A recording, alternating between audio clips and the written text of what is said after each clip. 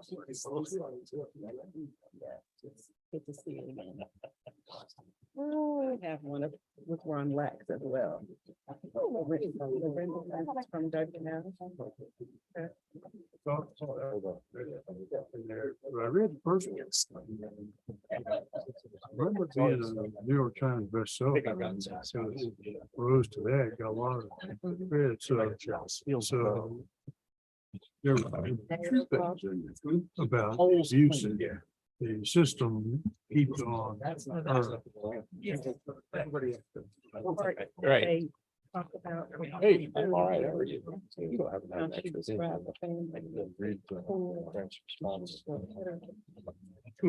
Good evening, ladies and gentlemen. Welcome to the Lexington City Council meeting for Thursday, October 5th. Reminded everyone that we meet the first and third Thursdays of every month at 7 o'clock right here. And before I call the meeting to order, if there are folks that do intend to speak, I would invite you to sign up on our sign-up sheet over here. Also for our public hearings, if you would wish to speak to those. And with that, I would like to call the meeting to order. Again, welcome one and all. Glad you're here and look forward to a productive evening. Our first item on the agenda is if you all will still please stand and join me in the Pledge of Allegiance.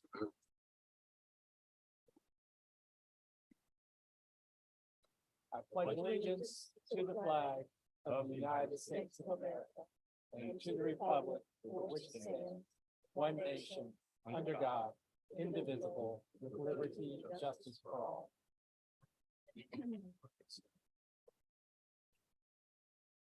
Thank you all very much. Next item is consideration of the agenda, and I'm not aware of any changes or enhancements to the agenda. We'll notate or remind you, I think it was by email, items 9.2 and 9.3 under the consent agenda have been struck. So those will not be part of our consideration this evening. And I'll also remind city attorney and council that during the first public hearing, due to a conflict of interest with my employer, Cornerstone Bank, being involved with the Horse Center, I will be stepping down and ask Vice Mayor Alexander to conduct that public hearing and the business associated with it. Any objections to approving the agenda with those modifications? Hearing none, the agenda is approved with those modifications. Have no proclamations for your entertainment this evening, but I will proclaim welcome to Professor Walter's Journalism 101 class. We're glad you're here. All of council members' information is on the Lexington website, as well as the city attorney and city manager. If you have questions after the meeting, you're welcome to interrogate us, question us, or provide any guidance that you deem necessary, but we're glad you're here and we'll try and make it brief and entertaining for you. And with that, presentations, the next item, I'll invite Tracy Lyons, the Executive Director of the Chamber of Commerce, to give us an update on the Chamber. Absolutely. Thank y'all so much for having me tonight. I have prepared a short PowerPoint just to kind of give us some high-level overview to talk about some things that we've accomplished this year. I first want to say thank you for having me here tonight, but thank you for your support. I think having such an involved and active city council is really important to the business community. And you guys are really good at that. You're really good at just being involved, being engaged, knowing what's happening, supporting our local businesses. And that means a lot for us. So we certainly notice it. So thank you for that. We will go right in. I want to talk a little bit about just what I've mapped out as our strategic plan. So as we're approaching our centennial year this year, we're celebrating it, I should say, our celebrations on November 1st. We've taken a look back at some of the things we've accomplished. And in 2019, we set out with a kind of a 5-year strategic plan, and we mapped out what we thought was really going to be a good, ideal way to organize the work of the chamber. And we say that because we get thrown a lot of things, and we get asked to be involved in a lot of ways, and we love being involved and being able to support multiple things. But we had to take a step back and say, what are we really doing to serve the business community and to make our community a better place to live and to work and to play? And so, of course, our mission and our goal, our mission being to champion social and economic progress for our community. And our vision is to be your community resource. So a lot of times we really are that resource, that connector, that person that brings people together or to the table. So we have these buckets or these pillars that we call. One of them is really to sustain our community as one region working together.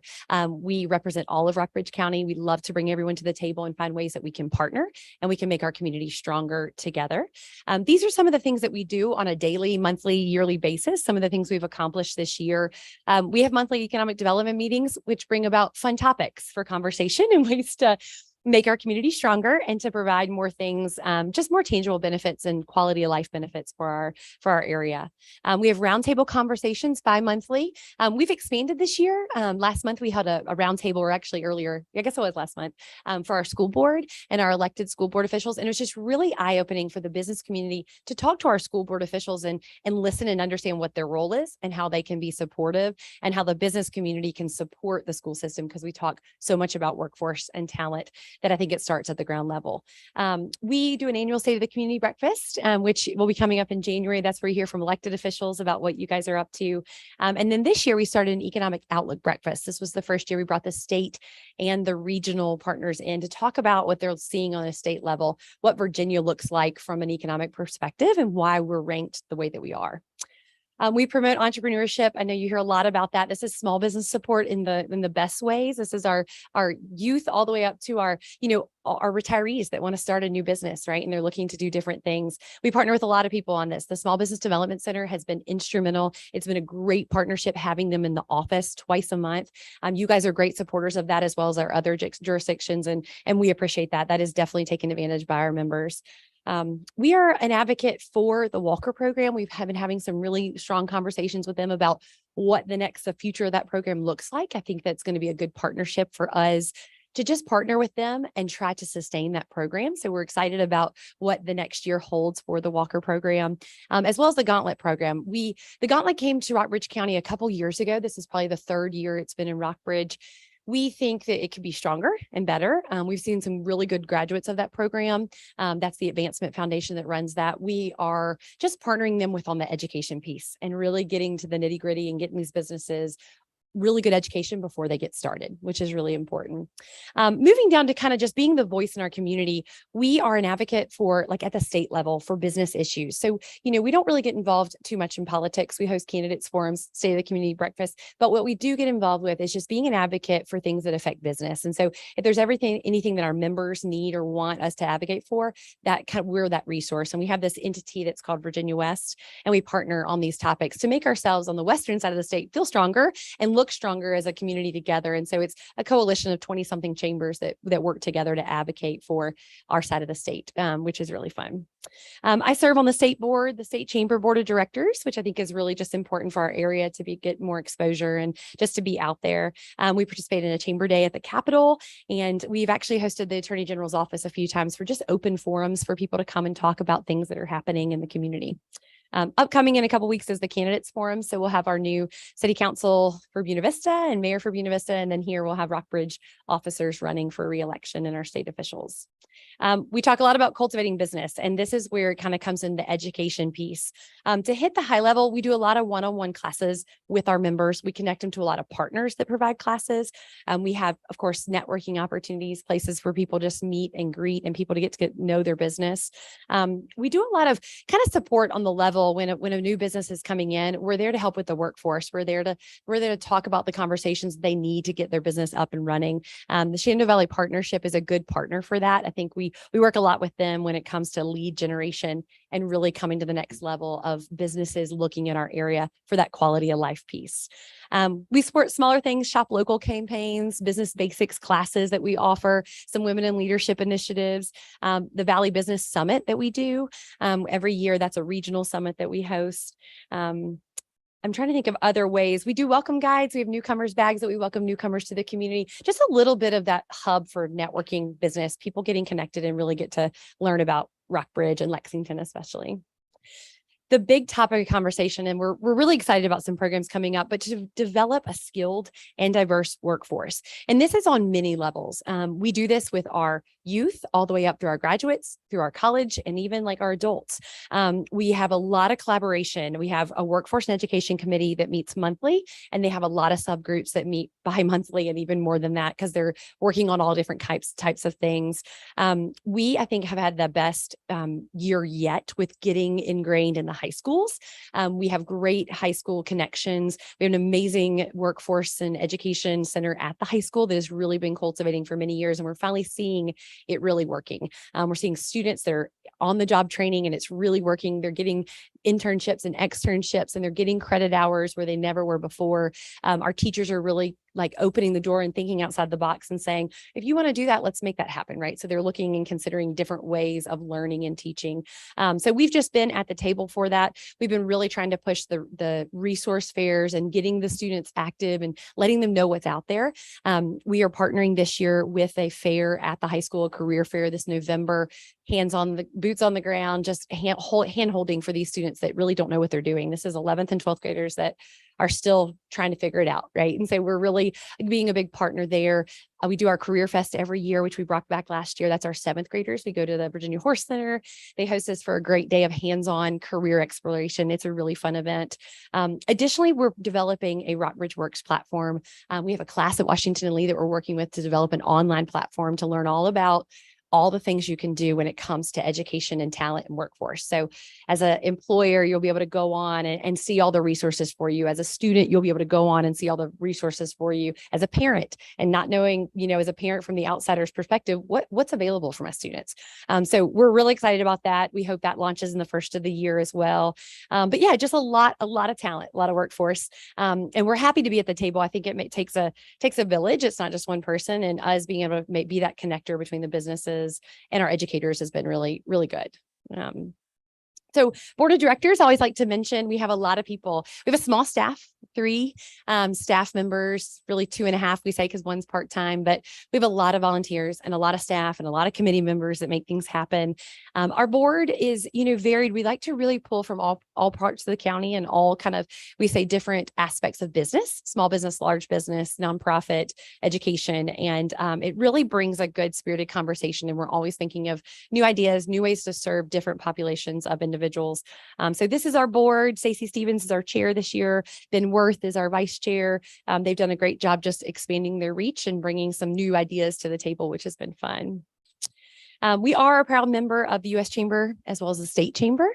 We are very active with VACI, which is our really our hands-on education for the state chambers. Of course, Virginia West, we talked about that, as well as the Shenandoah Valley Partnership. And, we work a lot with other partners, especially you guys, but others as well. I don't think we could accomplish what we do without some great entities at the table. We rely on Main Street Lexington and Main Street Buena Vista a lot to partner and just to bring new ideas and new resources to the table. And especially when it comes to recruiting new businesses and keeping them here and keeping the doors open, they are great partners for us. So just wanted to say thank you to our partners and for everyone for making things happen. But it's been a good year. We're excited for what the next 100 years lies for the chamber. So any questions or anything I didn't highlight? Get on. Members of council have any questions? How many businesses are currently part of the chamber? About 465. So and that's small and large. Like, for instance, Modine would be one member, but also a small business. So yeah. Great. Yeah. And also worth noting that you don't have to be a business to be a member of the chamber. That's right. We have a lot of individuals that just join, retirees, people that want to stay engaged, and they come, they're active too. They come, they sit on committees, they come to our events. They love being engaged with our youth. So it's really fun to have them as those resources, which is nice. Yeah. Mhm. My friend David Grizzle feeling like he was missing out on something, and He was. Yeah. he was, and Not we started anymore. chatting, and he said, "Wait, I can join the chamber," and he said, "I should know that." So he's a good example of the benefits of joining as an individual as well as business. And if I remember correctly, when you do sign up, unless you don't want to be recognized in the weekly or monthly newsletter, you're recognized as a new chamber member and also for renewals. Yeah, So, absolutely. Yeah. so if you're a budding new business and want to get your name out there to at least 400 different members, Mhm. the chamber is a great way to do that. It is. Yep. Thank you. Any other questions? I just want to, a couple things. One, Janie has sent out your presentation because it didn't come through all the way. So we missed a few names and what have you, but we're good. But anybody who wants to get a full copy, the full screen, Janie has it. But one of the things I just want to applaud you and your board for specifically looking at the roundtable that included the local education, local school systems. Being able to sit down with the businesses and understand the processes, and most importantly, the conversation took a bent towards how we can collaborate and help children so that they've got a purpose, a focus, and function beyond high school, because there are several children. Absenteeism is a big deal. Some of it's just because children don't want to be in school and in the classroom, they want to be out working. Yeah, And making that connection. you all facilitating that has been a great circumstance. And also the thank you for bringing the resources of our region. I know there are certain resources in Harrisonburg and Stanton, small business development, et cetera, that you all they weren't coming here with great frequency, but under your leadership, they've begun doing so. So They have. Thank you. We get forgotten about sometimes, but not anymore. not anymore. Yeah. Tracy keeps us Always relevant. looking out. Yeah. So, and if the journalism students have questions, the office is on the corner of Nelson and Randolph, right across from the courthouse, or Brew Ridge, whatever your perspective may, point of reference may be. But thank you for being with us, and thanks for all you're doing for our community. Thank y'all so much. I appreciate it. Have a good night. The next item on our agenda are public hearings, and as promised with the first item with the Virginia Horse Center, I'm going to pass the microphone and meeting over to Vice Mayor Alexander, if you need that for purposes, and I'll step down. Thank you. As mentioned, there's a public hearing next, and this is in regard to a request from the Virginia Horse Center to extend the 1% discretionary lodging tax. Mayor Friedman has stepped down because he's going to recuse himself from this matter. That includes stepping down and not participate in discussions nor having a vote on this matter. I'd like to call on the city manager to present any comments or statement regarding on behalf of the applicant, if you wish to. Well, I'll let the applicant speak for themselves at the appropriate time, but from a staff standpoint, and I think from the city council standpoint, you're familiar with this item. Historically, the Rockbridge County Board of Supervisors and City of Lexington have provided support for the Horse Center through a loan from Cornerstone Bank that was used to make infrastructure repairs and improvements at the Horse Center some time ago. That support came in the form of a 1 cent increase in the lodging tax. At a more recent date, the city changed that from a 1 cent tax to $61,000 maximum contribution to the Horse Center for that debt. The Horse Center has now come before us to extend that debt. There's a sunset provision in 2025. $600,000 needs to be provided at that time for the loan to close the loan out, and they'd like to extend it to 2029, the support they receive from the city and the county. My recommendation is that if city council consider doing that until the debt is paid. Period. They are an economic development engine for our community, one of the largest, also a very large tourism draw. And so I believe that from an economic development standpoint, it's good for our community to be sure that the Horse Center, like all of the institutions and businesses in our community that we can support in some fashion, are very attractive and draw people to our community and leave a good impression when they do visit us. So my recommendation would be to go ahead and improve this request this evening so that the Horse Center can refinance when the time is right and put this additional contribution to work at the Horse Center to make sure that what we see in the future and what our guests see is something we're going to be proud of. And I'd be happy to answer any questions from City Council.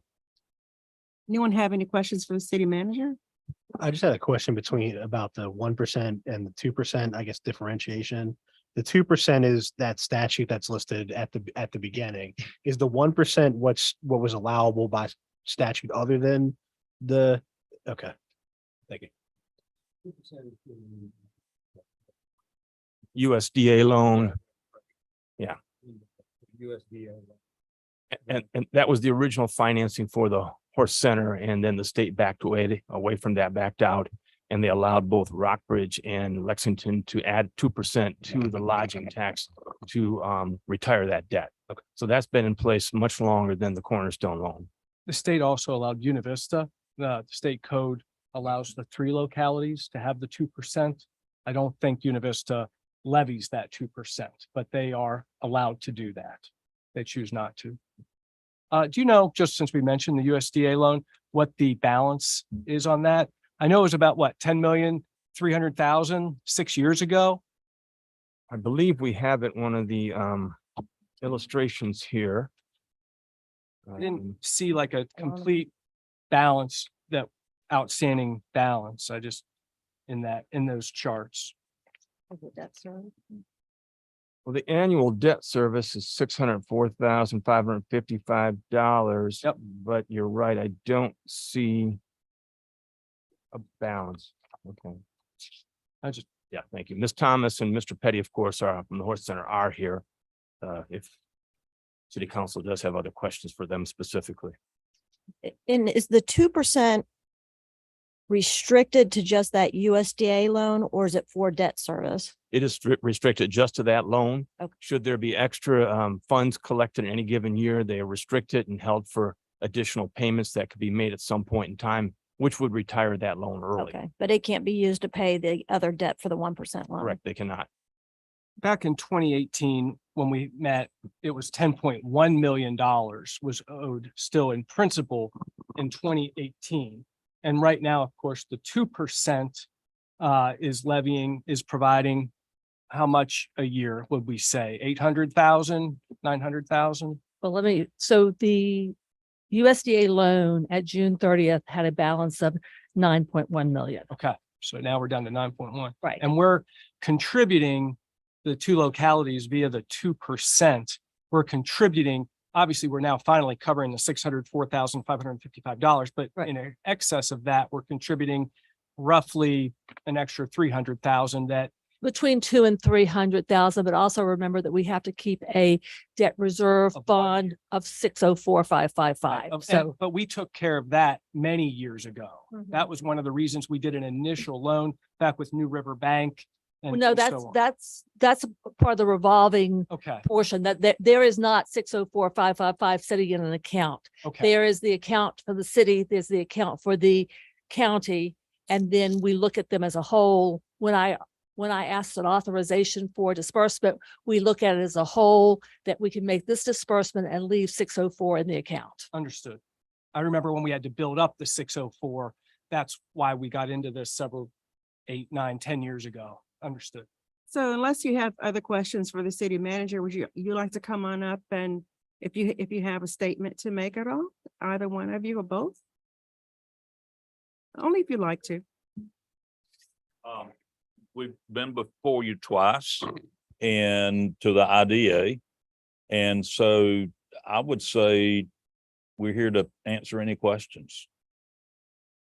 You don't have any questions?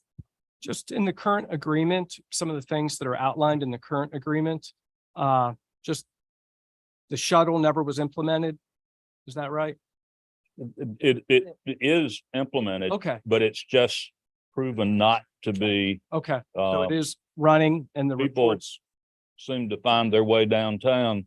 Okay, I I didn't know the They- reports were Okay, being go made. ahead. Yeah, no, because Glenn was not around. We implemented the shuttle. We did do regular runs. It was not used. Right. So it is not currently being used. When did it stop being used?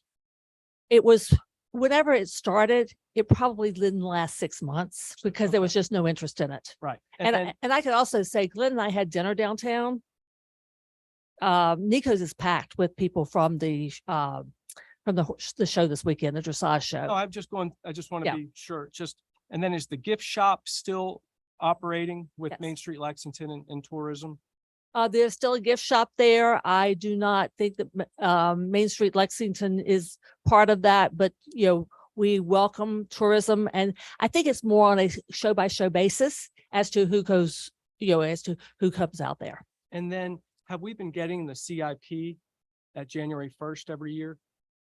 Up until recently, we had not had it for several years, but over the last couple of years, we've had it. Okay. Yes. And what are some of the projects that you've been able to accomplish with the additional funds that have been provided from the 1%?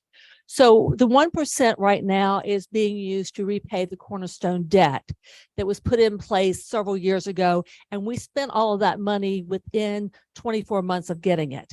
That primarily went towards stormwater issues within the property, as well as paving on the between our barns. And we've given reports throughout the time as to exactly how that was being I spent. definitely understand what the Cornerstone loan was used for, Mhm. but over the last few years, the 1% or our $61,000 and the county's 300,000. So, let's say it's or 280,000. It's been yielding 330, 340, 320,000 annually when the debt payments have been 180. So with that delta, have you been able to accomplish any projects with the excess money? We do not spend that money without your approval. So Right. that money sits waiting. If we look at the Right. money that we have that comes from the 2% plus the 1% and look at what we owe the USDA annually, what we owe Cornerstone annually, and what the debt service reserve fund, there is not, it sits there, it earns interest, and we keep it there for a rainy day. Understood. Take the USDA 2% out. Mhm. I was just trying to understand if the excess funds that have been coming via the $61,000 from the city and the funding from the county, the excess funds. So It doesn't get spent. if it hasn't been spent, how much are you short of the balloon payment in 2026? I would have to look at that exactly, but looking at that, I think, off the back of the napkin, I probably can make most of that payment, but then the next year I don't have enough to pay the USDA. Well, the USDA, you're getting 900,000 a year from the 2%, and you only owe 604. But I was already I've been in the hole for so many years that we had to, when we originally put this in place, we had to make up a deficit. And we have only out of the last, don't hold me to this without looking at my notes, out of the last 9 years, we've only had 3 or 4 years that we had enough to cover the 604,555 via the 2%. via any of it. Okay. I'm sorry, via the 2%. Right, Right. via Yeah. the 2%. That's why we did the additional 1% in 2014 so that you had enough. Right. And then by 2018 or 2017, It's a very small margin there. I- And then we had COVID. right. And then right now we've got money coming in, but I do not know, my projections and looking at the projections from the city and the county, if I pay the 600,000 plus the interest when it is due in 2025, I run in jeopardy of not being able to make payments in the future to the USDA. I'm confused, and I'm sorry, because I wasn't worried about the USDA, because that 2%. Well, Oh, the USDA plus the debt service reserve fund.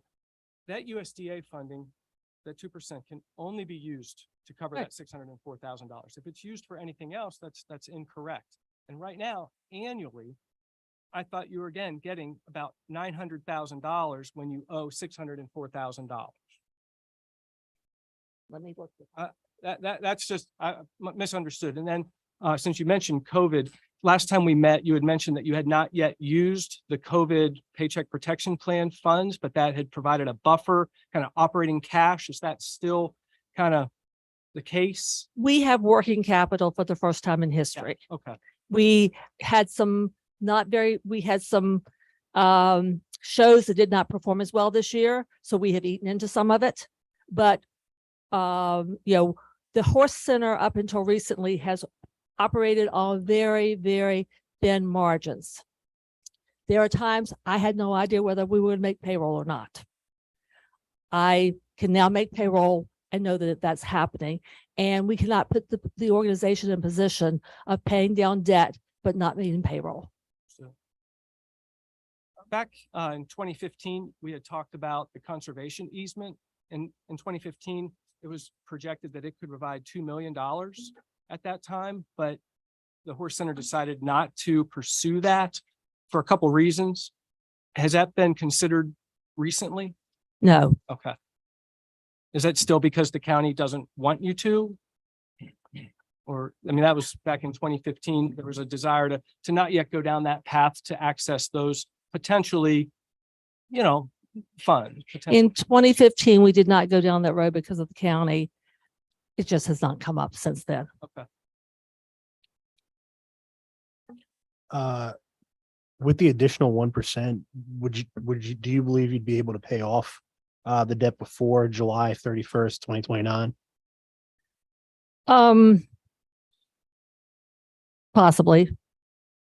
Yeah, I mean,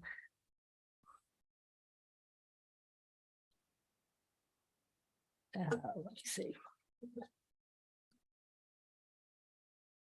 With the additional 1%, I would think we should be able to pay it off before 2029.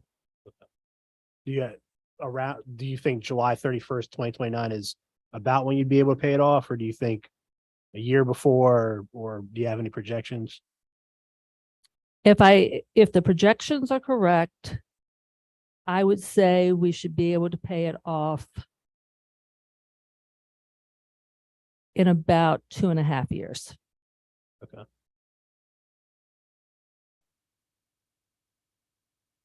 Anyway, let me rephrase that. If actuals come in close to projections, I think we could pay it off in about 2.5 years. If you could pay it off, would you pay it off? Yes. Okay. Yes. In fact, the first loan we took out from Cornerstone, we paid off a year early. So we had the cash to be able to pay it. Any other questions, council? No, I just want to make sure I understand the table we're just talking the 1%, but it looks like you'll be able to pay it off in 25, 26, FY 26.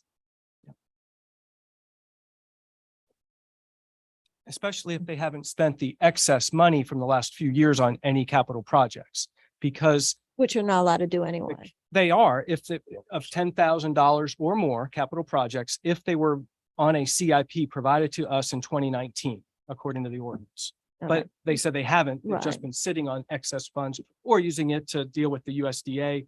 Yeah, funds. we cannot, but by all the regulations in place, we cannot remove money from the city and the county account without the city's approval. Well, the city's account, I have to have the city's approval and I have to have USDA's approval. Right.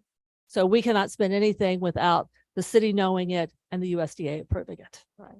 But according to the table, so FY Yeah. 26, you should be able to pay off the loan. So we're just approving this as a safety measure at this point. You're approving this A as a safety measure, but B to allow me to refinance. This Cornerstone is requiring us to have so the security for this loan is the assignment of the city and the county taxes. And so Cornerstone can't lend unless it has something to secure it with.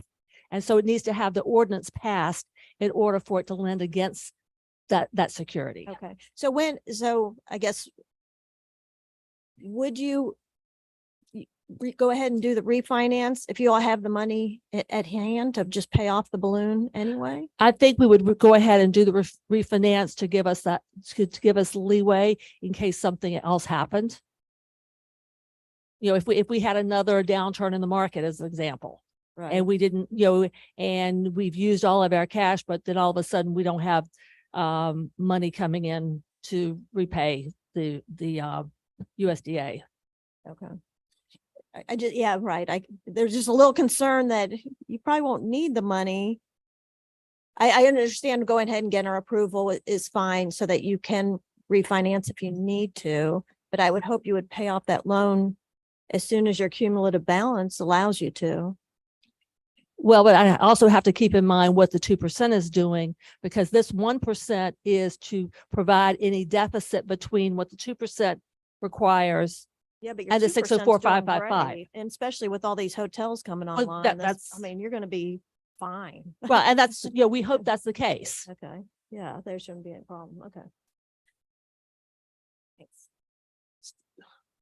So as I understand it, Cornerstone won't refinance until county and the city say we're going to keep extending our 1%. Right. Does Cornerstone have a term on that extension, or is it just? What I'm asking is the Cornerstone requirement a 5-year extension of the 1% lodging tax extra? I have not asked them specifically. We have just talked about that we would do 5% because the 5% would, I'm sorry, the 5 years would allow us to pay it off at the same rate we've been paying it off before. Okay. But we are in agreement that there will be significant excess funds if you extend that out and refinance for all these years. I think that's just our concern, because take COVID out of it, Mhm. and now where we are, the USDA 2% is going to be yielding 900 to 1 million to 1.2. I mean, going up. And that 2% will easily cover 1 million, covers $604,000. So that's good. Over with the 1%, your goal is to keep your debt payments at roughly 190 or 2 to 210, roughly. That's what they've been the last few Right. years. Kind of avoid that large 600 and change Right. in 2026. But 1% from the county is going to be just their 1% will be about 330 to 340. At our 61, that's 400,000. And so I think our misunderstanding is if you want your payments to be roughly $200,000 till 2029, but all of us are passing an ordinance to say, here's $400,000 until 2029, we're just kind of not understanding that. Well, and we are doing this with the idea that the future is not certain. And so we need to make sure that we have the ability to refinance and keep those payments where they have been. And that if we do end up with the extra money, we pay the debt off early, or we come back to you and say, we've got this extra money. Is there a project that you would want to support? Does it make any sense, since you've been getting 1 million or 1.2 million from the state due to the Rosie's money, that we might wait to see if that would continue in the governor's budget in December? We don't know what's going to happen with that. And the governor's, we won't know that until July when the budget passes. Even if it's in there, we don't know until it passes. Understood. Okay. But you can understand, one of the reasons that the city and the county are in this position is, and when we go back a lot of this time, is that the state stepped away from Right. the project. And for the last 2 years, we've been really fortunate. They've put roughly 2.2, right? Maybe 2.4 million. It's closer to 2.1. 2.1 million into the horse center to enhance operations and attract more shows. Right? It's not going to operations. It's going to capital projects. Okay, so that's good. So, all right. So, I feel really good about that. It makes me feel less good about the $61,000 that it's needed when we've got our pressing needs in our city. Just that's not for you to. That's just my own thoughts. The thing, I'll give you one example that we're trying to err on the side of caution. We had one show, the Maryland Horse and Pony Show, that moved here because of COVID in Maryland. And then in the end, it was USEF rules on mileage approval that they moved back to Maryland. The invoice for that one show was $150,000. So, you know, we're trying to attract more shows like that. And if we can, then we get our feet under ourselves really good. But if we lose, I don't want to lose another $150,000 invoice account. But that doesn't really play into this, does it? I mean, that is operating. This That's is a operating. loan that we've already taken. And I'm comfortable with it as long as you will pay off the amount if there's a cumulative amount that adds up to that. I'm just concerned about extending this 5 years and you could pay it off, but you're not going to because you're hoping to use the money for capital projects and without approaching us as soon as I'm concerned you'll wait till the end when you have that accumulative amount and then say, oh, can we keep it rather than.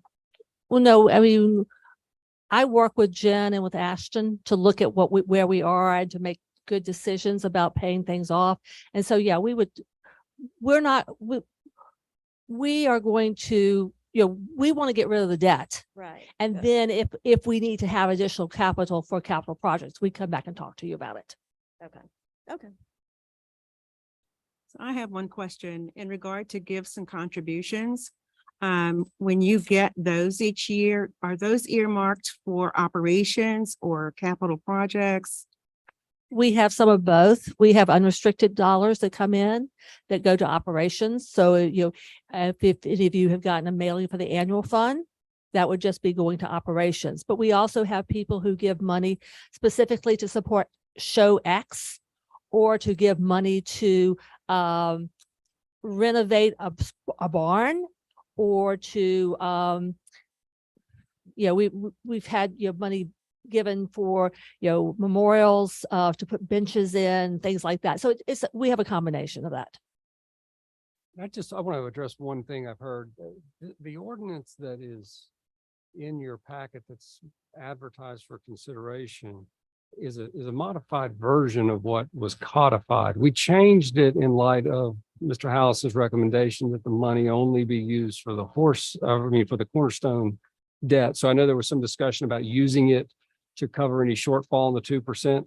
That's not in this ordinance now. This $10,000 of maintenance, that's not in this ordinance now. The ordinance that's drafted and before you has it used for the Cornerstone Bank or the refinancing of the Cornerstone Bank.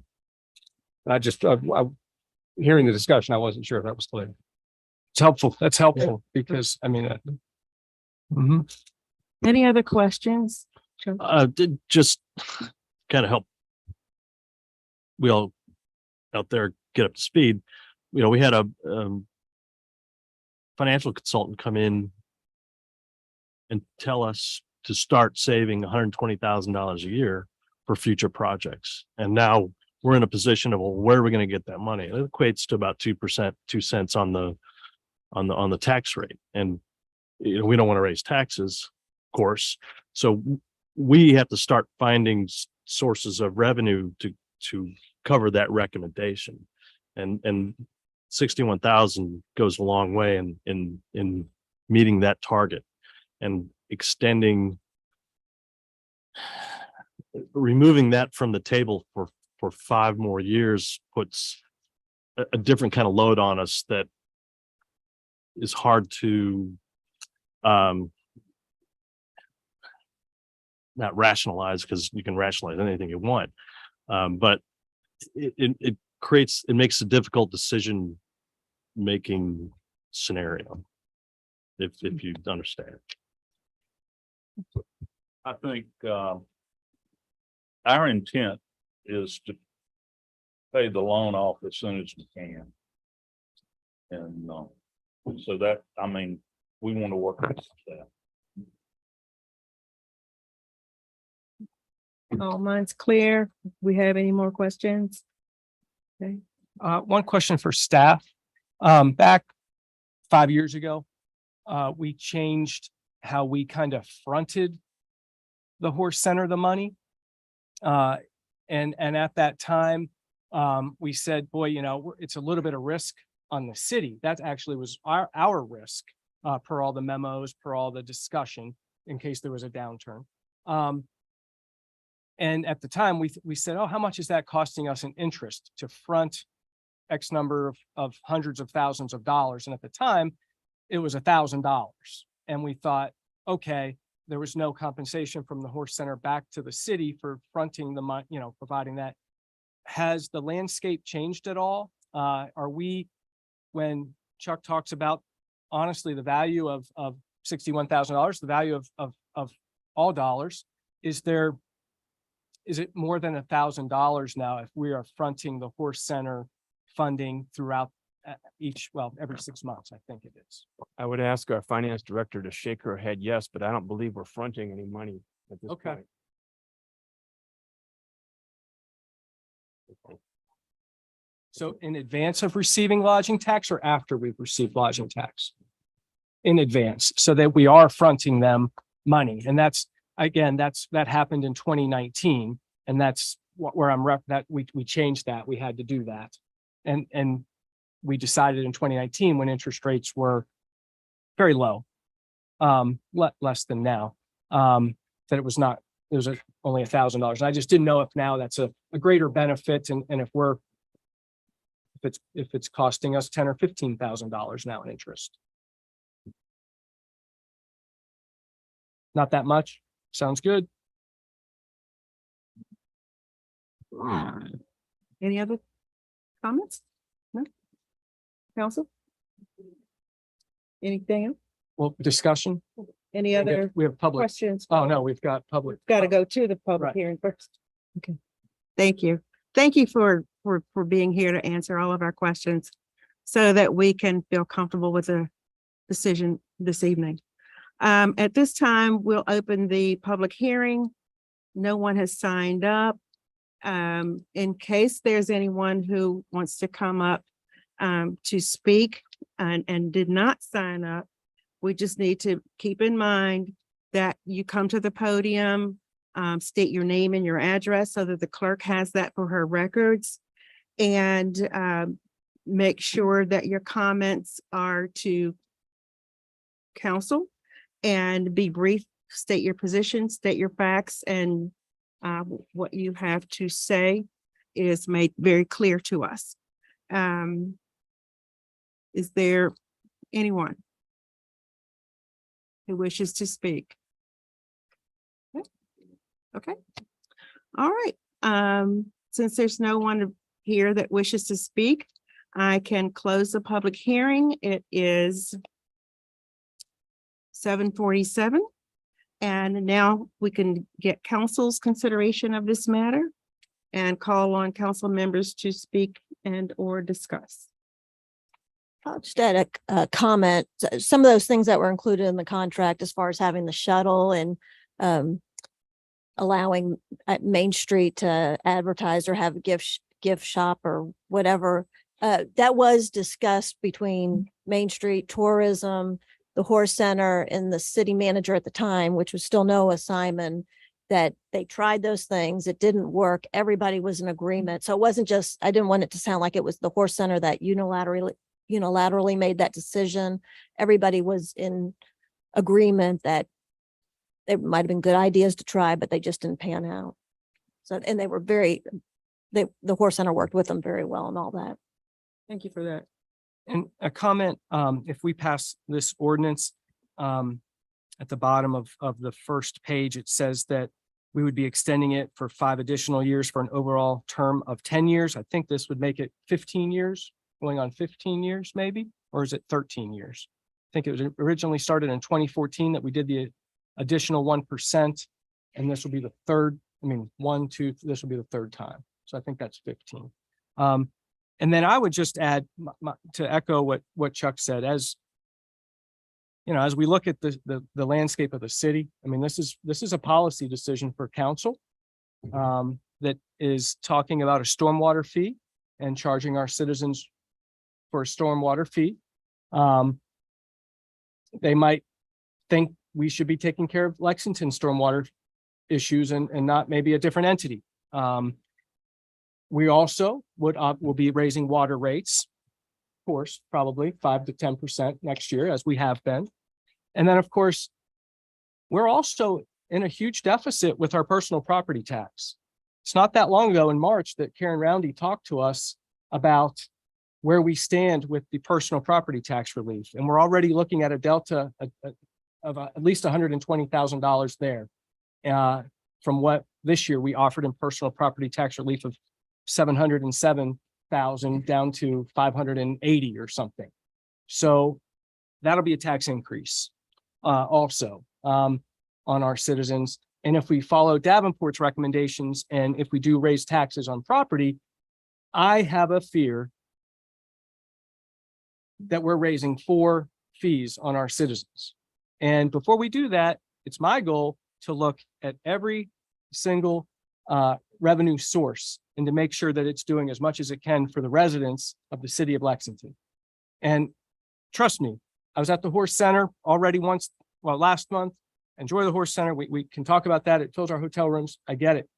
But it's committing to 5 more years to make it 15 years total of this. I have concerns when we've hired Davenport and we are looking at not just 5 years, 10 years, we're looking at 25, 30 years of major capital expenses in the city of Lexington. And no one's going to help us pay those costs. So I just want to be really sure that tonight's a policy decision and it will set in motion certain things, whether it be personal property tax, real estate, stormwater fee. And if we're okay with potentially raising those four fees and taxes. Can I ask staff a question real quick? Has Rockbridge already paid their, has Rockbridge approved 1% in addition to the 2%? Yes, they did. Okay. Last, first of the year, thereabouts. So some thoughts I have is that Rockbridge did pass their 1%, and we do partner with Rockbridge in a lot of things. Doesn't necessarily mean we have to, match them here, but I do think partnering so many things that should be considered. Additionally, I do think that the Horse Center helps us bring in business, and it helps our sales tax, well, definitely our meals tax and our lodging tax. And it is essentially a source of revenue to the city when people come in for these shows. So I do think that it's helpful to consider giving them some flexibility with this 1%. If they say in good faith that they will try to pay off the debt, to give them a buffer to be able to do that in the next couple years, because I do think it's a valuable resource to our community. And additionally, I think that some of this may be coming from the fact that the Horse Center historically has had some issues, with the state, stepping back. And I think that they just want to feel, essentially financially secure in their ability to, continue to move forward. So I think that if they are saying that they will work to repay the debt, and this is for refinancing purposes, that we should consider passing the 1% tax in the ordinance. I agree with 100% of what you just said. What I find frustrating is that the county did not require their 1% additional tax going to the Horse Center restricted to debt service. I'm not sure if it was, to the best of my knowledge, I don't know if it was discussed, I don't know if it was presented, I don't know how that process came about, but and you can, the permutations of scenarios from here on, if we approve this 5-year extension, can take many different paths. I appreciate the good faith words on behalf of the Horse Center that they will do everything in their power to retire the debt as soon as possible in hopefully 2.5 years. And I will keep that in mind as we move forward tonight and the future. but just so you understand. I understand. Yeah, Okay. I mean, the county's basically committed 1.2, 1.5 million dollars to the horse center. No restrictions. Well, I mean, I will say that there's nothing we can do about that, but we can restrict our 1% if we pass this ordinance. Leslie? I agree with everything that you all have said, and I do feel confident from these numbers that we will be able to pay it off sooner rather than later. And I'm glad to hear that you work with our finance director and the county's finance director. And so Jen will keep us posted when we're close to paying it off. And I am in support of continuing with this, so they do have room to negotiate on reducing their loan. Anyone else? I was gonna go ahead and make the motion to approve the ordinance 2023-09, amending city code section 366-17 taxis levied regarding transient lodging tax. There's a second? Second. And if I may, just for clarification, we will correct the temporal error in the To 15 fifth years. whereas clause of the recitals, referencing the 10 years that Mr. Ziegler was referencing. It says for an overall term of 10 years. For the overall term of 15 years. Yeah, or just, you could even. Just strike it. Strike that. Yeah. Strike that law. Would you like to remake the motion? Oh. You mind? I don't Okay. mind. Mr. Betts, would s- you accept the friendly amendment? Yes. Yes, I would. Right? It's been moved in second. Any further discussion from council? I'm just gonna say, I'm gonna vote against it, only to make it interesting, just because I'm very concerned about what this will do to our FY 25 budget and beyond. It might have to have an increase, but I just, we're making a policy decision tonight that we're okay with that, for sure. So I just wanna, so. Understand. Totally. I would just say that's not necessarily true, but I do understand where you're. Sure, coming from. I mean, the numbers. I understand what you're saying. Any further discussion? Are we ready for a roll call vote? Ms. Strawn, Aye. Mr. Smith, Aye. Mr. Sigler, Mr. Betts. Aye. Mr. Alligator. Aye. And I vote aye. This vote has passed 5-1 in acceptance of this policy. And I hope that this will help you see through the next 5 years. Thank you. Thank you, Mr. Mayor, for returning to the dais. I did see an open door. Just kidding. Next item on our agenda is 6.2, a public hearing and consideration of sale and development agreement for 626 Waddell Street. And I'll call on the city manager to introduce this. Thank you, Mr. Mayor and council members. Historically, of course, the city has been pursuing the property, the old VDOT residency prior to me coming here. We actually bought the property in March of 2022 for $659,000. And the intent, of course, was to develop that property. There had been work done prior, again, to my coming here, reviewing it to see if it was applicable to put any residential development on there. And there was the recognition at that time that it was a good candidate for residential development. At the beginning of this year, we did go out for an RFP and offered to accept proposals for both residential and commercial that is mixed use on the site. We had several companies that were interested at that time. Ultimately, only one company or group made send us a proposal, if you will, and that was the Echelon Resources Urban Core Development Group. Since that time, City Council did review that, accepted us to move forward. The city attorney, Mr. Carroll, and I worked with the parties that had proposed the development to put an agreement in place, and we have before you this evening that agreement, which you have seen the elements of that for some time. So it does a number of things for us as a community. It does, again, address housing. It does allow for some mixed use commercial, which is something that from a standpoint of efficiency and effectiveness, uses that property more efficiently and provides more opportunities in the community for some commercial, which we are calling neighborhood commercial in that area. So it also puts in place up to 20% of the units for those who are making 80% or less of the average income in our area. So it does help us with the possibility of having more affordable housing for individuals who are working in our community. So, you know, my belief is that it satisfies the major portion of City Council's goals as you had defined those on a very broad basis, and that it should be approved by City Council so that we can move forward.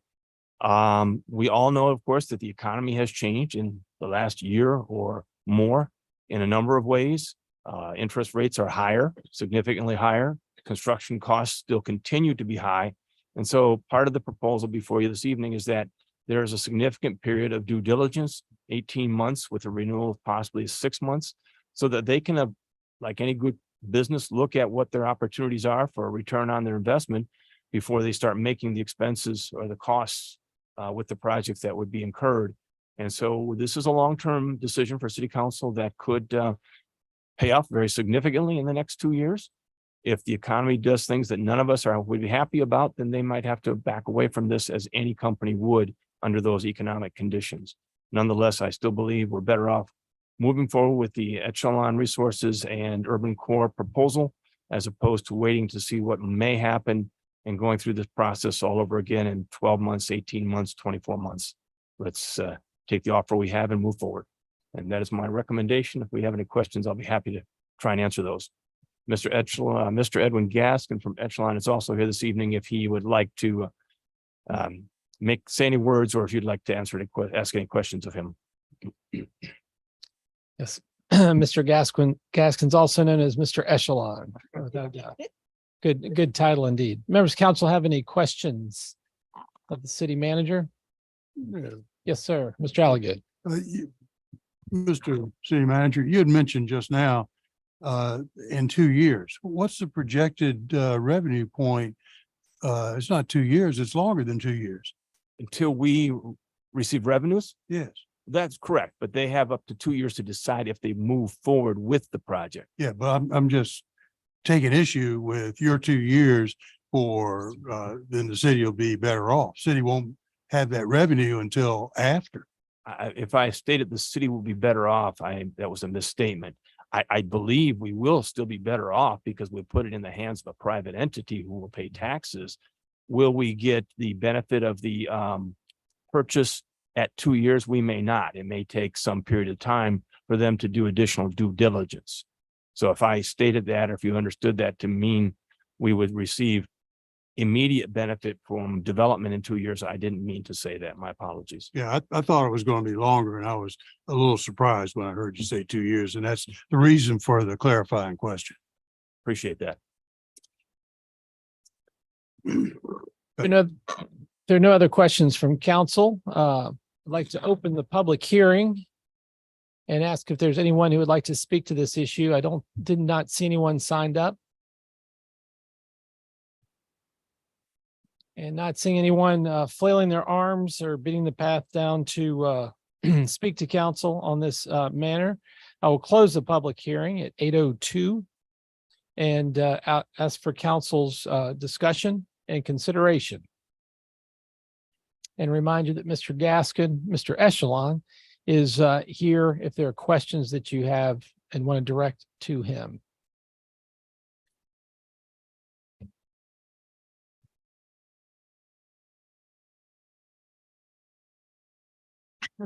I move to approve ordinance 2023-10 and ordinance approving the sale of tax map number 35-1-12, which is 626 Waddell Street, and authorizing and directing the mayor and or city manager to execute and deliver the purchase, sale, and development agreement with Echelon Resources and Incorporated and Urban Core Realty LLC. Second. I have a motion to second. Any discussion from council? I'll just say, I think this project, as the city manager said, checks a lot of boxes. It'll address, there will be 20% of properties set aside for 80% AMI, so that'll help address affordable housing. Additionally, it will add more units when to the city, which should help hopefully stabilize rent prices in years to come. It's taxable revenue, will help us broaden our tax base, and I think this is a good project for the city. Thank you, sir. Mr. Smith. We've been talking about this since I can remember. Getting VDOT developed as an asset to the city. It's been a frustrating and curvy and bumpy road.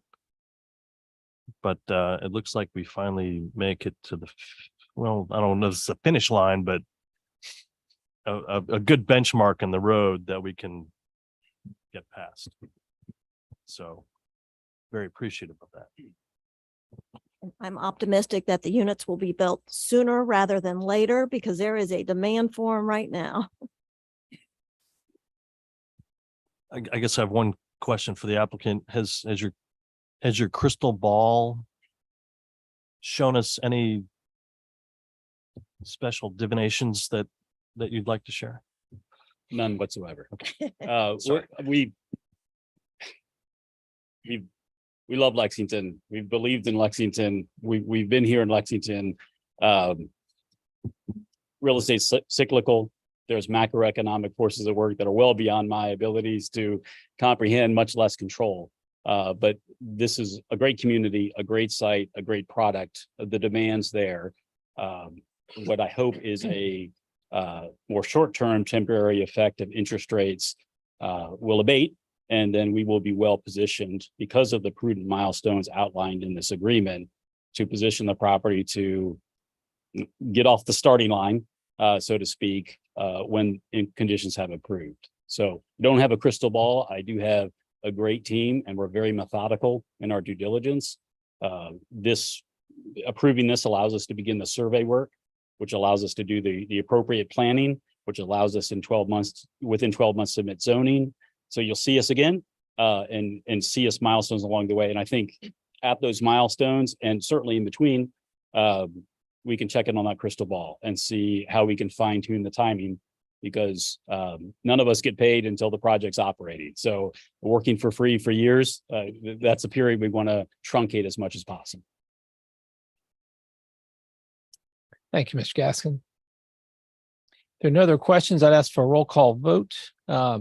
Ms. Strawn, Aye. Mr. Smith, Aye. Mr. Betts, Mr. Alligood, Aye. Mr. Ziegler, Aye. Ms. Alexander. Aye. Motion carries unanimously. Thank you, Ellery. And congratulate you all. I think the odyssey of the VDOT property started in the late 90s with letters from the city manager to VDOT that the city had an interest in purchasing that property. And it's gone through several gyrations, including our neighbors in Rockbridge County wanting to buy the property. And elated that we're moving forward here 20 plus years later to do what we set out as our objective, to turn over to a developer to have a positive project in that on that real estate. So congratulations and thank you. Next item is also a public hearing and consideration of an amendment to the sale and development agreement between Echelon and the city, item 6.3, and I'll call on city manager. Mr. Mayor, as you stated, this is an amendment to the original Spotswood site to development agreement. It basically is a sister agreement to the one just approved for the VDOT site, in that it aligns the terms and dates, due diligence periods with the VDOT agreement, so that essentially these two sites can be developed as one site in tangent with each other. The other thing it does as far as an amendment is that the water and sewer fees that we had stated would be waived actually will be paid and then issued back through the IDA as a grant to the developers. And in this case, it is Echelon Resources solely. It's not with the urban core group. So that is the gist of the amendment. And of course, I would recommend we approve that so that the development can occur on a timely basis and a reasonably logical basis. We don't want to see both developments probably go forth at once and dump 150 units on the market in 6 months or a year. So I know they're going to phase these developments, both Spotswood and the VDOT development, so that the market can absorb the units that are coming on a regular basis, as opposed to doing something different solely because we had an original agreement that specified timeframes that would not align necessarily well with the VDOT timeframes. Any questions, I'd be happy to answer. Jim, if a partner were to be brought into the fold for the Spotswood site, would the agreement need modified at all? I believe we'd have to re-amend that. Yes. Any other questions, council? Hearing none at this point, I'd like to open the public hearing and ask for anyone who would like to speak to this issue. There's no one that signed up. Yes, sir. I want to respond to Mr. Sigler real quick. There is a provision in the amendment that allows an assignment to a controlled entity. So there could be a partner that's a controlled entity by either Mr. Gaskin or Mr. Cosby.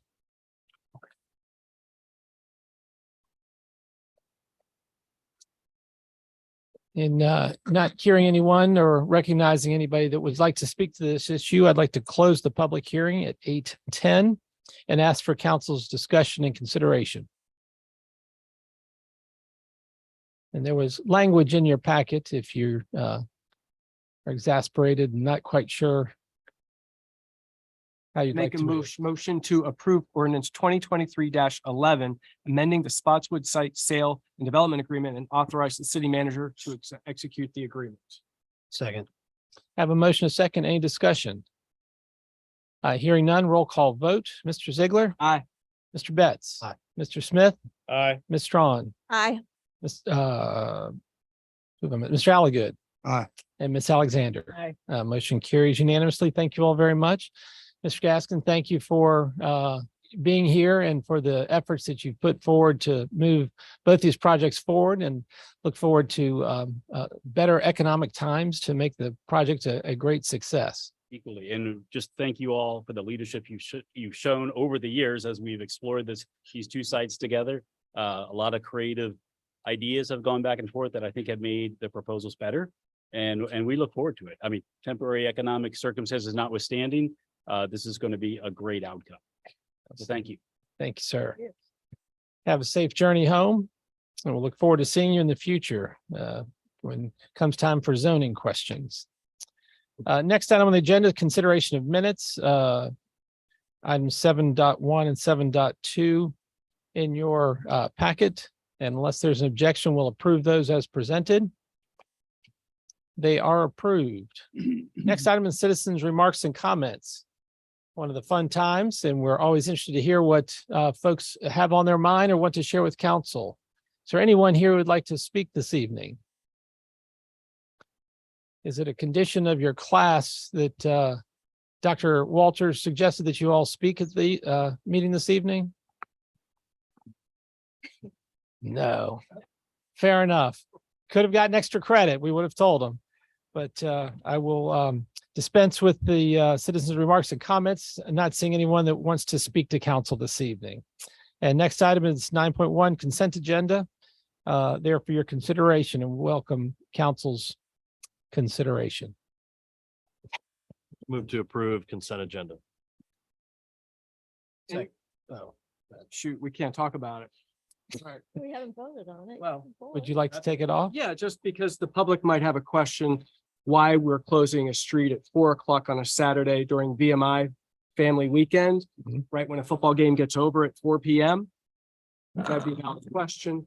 It normally doesn't make sense to do that, but I believe it's because this has actually been modified, and the processional, the parade would happen earlier at, I believe it was 2 o'clock is what we were told.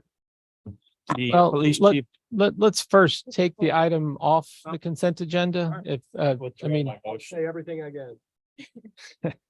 I think that's only proper, city attorney, and to have a motion to take it off. Is there a second?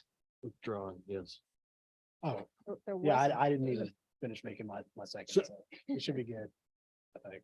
So I'll withdraw the second. Died for lack of second. Yeah. I've got a motion from Mr. Ziegler to remove this from the consent Second. agenda. Have a motion as second. Roll call vote. Ms. Strawn, Aye. Mr. Ziegler, Mr. Alligood, Aye. Mr. Smith. Aye. Mr. Betts. Aye. Ms. Alexander. Aye. It is off the consent agenda and welcome your consideration of the request for street closure on Saturday, October 21st, 2023 from 4 until 4:30.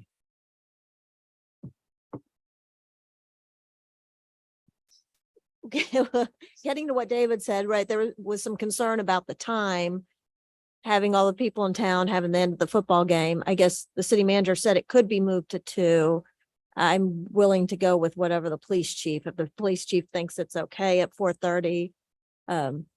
We do kind of set a precedent. We've always sort of watched out for those busy times, not to cause additional congestion, but If I may, Mr. Mayor, when we spoke with the applicant, they say they'd be more than happy to move it to 2 o'clock just to make sure there's a level of comfort for everyone involved. And so given that's the case, that they're very comfortable with it, I would suggest go ahead and approve it for 2 o'clock. And if we if there's concerns, we remove most of those concerns, hopefully, in doing so. I think that's a better time considering the other events going on that day. Does the change in time cause a conflict for the police department? No. No, ma'am. Oh, is that a motion to approve with a 2 o'clock kickoff, 2 to 2:30? So moved. Second. Have a motion and a second. Any further discussion? Hearing none, ask for a roll call vote. Mr. Betts. Aye. Mr. Ziegler. Aye. Mr. Alligood. Aye. Ms. Strawn. Aye. Mr. Smith. Aye. Ms. Alexander. Aye. A motion carries unanimously. Thank you all very much. And happy parade. Next item on the agenda, unfinished business, update on 201 North Randolph Street. Mr. City Manager. There really has been no change in the status of the property or the applicant's desire. She'd had Ms. Clark had some conversation with our planning and zoning office about what was required for the application to do the demolition, and they're moving forward with that. No change in their intent to get it the next week of the 9th. So that's all I know. Very good. Any questions of the city manager? So just to clarify, the application is due Monday? There's not a due date. They've assured us that they will have it to us the week of the 9th. Okay. So not a due date, but we do anticipate having it next week. Perhaps not a deadline, but a due date. Deadlines etched in stone, casualties occur. Due date, professors will let you turn in beyond, perhaps. Yes, sir. And we think that it's going to be an application for demolition. Yes, sir. Absolutely. That's the application. Any other questions for the city manager on this unfinished business? Under reports and communications, Blue Ridge Resource Authority, Mr. Smith. Blue Ridge Resource Authority meets Monday in this room at 4:30. Nothing else to report. Thank you, sir. Any questions for Mr. Smith? Main Street Lexington, Mr. Smith. Well, Like it? on October 10th, Tuesday, Main Street Lexington will be celebrating their 10th anniversary in the first floor ballroom of the Gin Hotel from 5 to 7 p.m. All are welcome and encouraged to attend. Significant milestone after resurrecting our Downtown Development Association, part of Main Street, Virginia Main Street program. In those 10 years, Main Street Lexington has welcomed 46 new businesses and filled 24 vacant storefronts. It has kept over $318,000 in our local community with their gift certificate program, and has distributed over $295,000 to businesses in the city of Lexington during the pandemic. It has funded almost $33,000 in signs and awnings grants We've clocked 13,776 volunteer hours, facilitated multiple beautification projects, including trees on Main Street and around downtown, alley improvements, bike racks, benches, reduced newspaper boxes, and most recently, the Gateway Triangle Garden. Main Street Lexington over the last 10 years has created 6 new events, including Get Downtown for the incoming first years at our local colleges. The Jingle Bell Run, Rock the Bridge, major fundraiser, our science festival, restaurant weeks, and Love Lex Lotto. Concludes my report. Any questions? No questions, just congratulations on 10 years and amazing how quickly 10 years can pass. Seems like just yesterday, the group, energetic, thoughtful group were getting together and getting it cranked up. So congratulations to Main Street. Planning Commission, Ms. Strawn. Planning Commission met on Thursday, September 28th, and we unanimously approved an application by Kimberly Hostetter for a certificate of appropriateness for a street sign for Harmony Home Team by EXP Realty at 637A Waddell Street. And the homeschool co-op that had applied for a CUP on Lewis Street, they withdrew the request and they're looking at alternative locations. And we will hold a public hearing for the revised accessory dwelling ordinance on Thursday, October 12th at 5 p.m. here. So hopefully everybody will, if you have any comments on it, will show up and let us know what you're thinking. It was a great article in the paper about it, which generated some questions. I got a couple questions about it. So there seems to be interest in it.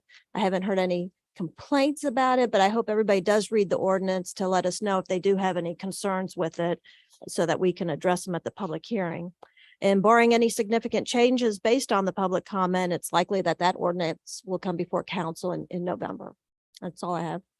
Will you be talking about cottage housing after concluding with? Yes, and actually that's one of our items is to kind of go over our schedule, but cottage housing is definitely on it. Thank you. Any other questions for Ms. Strawn? Thank you for your continued service on the Planning Commission. Good work. Regional Tourism Board, Mr. Betts. Sir, the plumbing issues in the Lexington Visitor Center appears to be resolved. Thank you to Public Works for helping make the repairs. The Rockbridge Regional Tourism Board met in a closed session meeting on Wednesday, September 27th, 2023 at 8 a.m. to discuss applications for the director of the tourism position. I do not expect to have anything further to report on the search until after our next regular Regional Tourism Board meeting on October 18th, 2023. Very good. Any questions for Mr. Betts? It seems like it was reported that Washington Street might need to be dug up where we just paved with the plumbing issue that was averted. Do you know? I believe everything that needed to be fixed has been fixed. I would defer to the city manager on that. Did the Washington Street need to be dug up to fix that under the visitor center? It wasn't Washington Street, it was Randolph Street. Randolph Street. Was there was some? There was. Okay. Yeah, they just filled the trench this afternoon. Okay. Unfortunately, another new street where we couldn't anticipate that the sewer lead was bad from the building to the street. Well, thank you. Thank you for the work you did and also for Public Works helping to make the repairs. Great that it is back in working order. Things are flowing. Very good. Without a smell. That's what I hear. Thank you for that report. Raro, Mr. Ziegler. The Raro Board of Directors met yesterday. Want to report that our fall sports are about halfway through. I always tell you, our numbers are really strong. I think I told you last time, but I'm going to tell you again anyway, just to hammer home that last year we had 93 cheerleaders. This year we have 141 in our ranks. So we've shown growth in football by 30 kids. We've got almost 300 soccer players. It's great. It's been a really good fall. This fall, we've also had a fall baseball academy that we brought the VMI coaches and some players, I believe, have helped. And that's been really great and community outreach by those folks. And we've had almost, I think, 30 kids participate in that, boys and girls, in those fall academies. And we also did track and field. We've had about 20 kids participate in track and field, and that's new for us this fall. We're moving right into winter sports. Registration's occurring now for basketball and wrestling, and it will go until October 22nd. That helps us start to understand where our teams are going to be, because we obviously always try to have teams that might be in Natural Bridge or Fairfield, and it just really helps if we know the numbers from some of those outside, outer regions, and we can figure out how many kids are in certain places. But even if you miss that registration deadline, we still want you to sign up.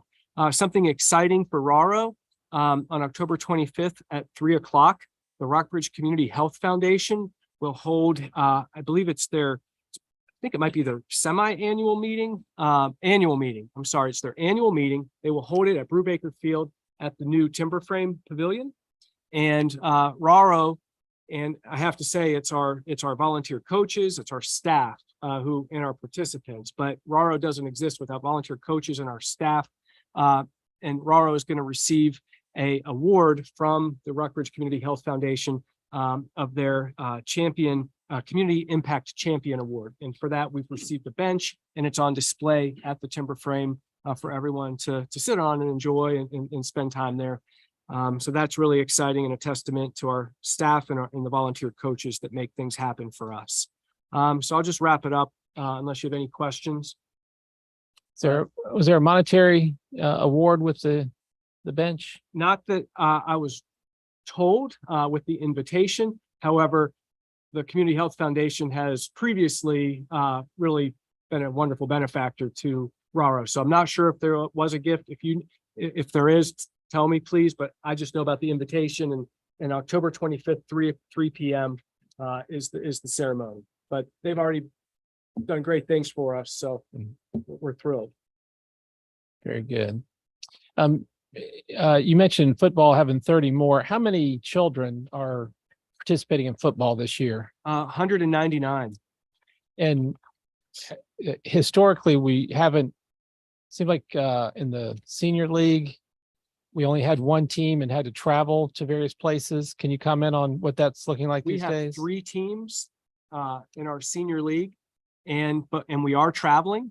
And what we have found is that the families, most of them don't mind. I mean, it's obviously not easy for families to travel, but they're enjoying the different competition.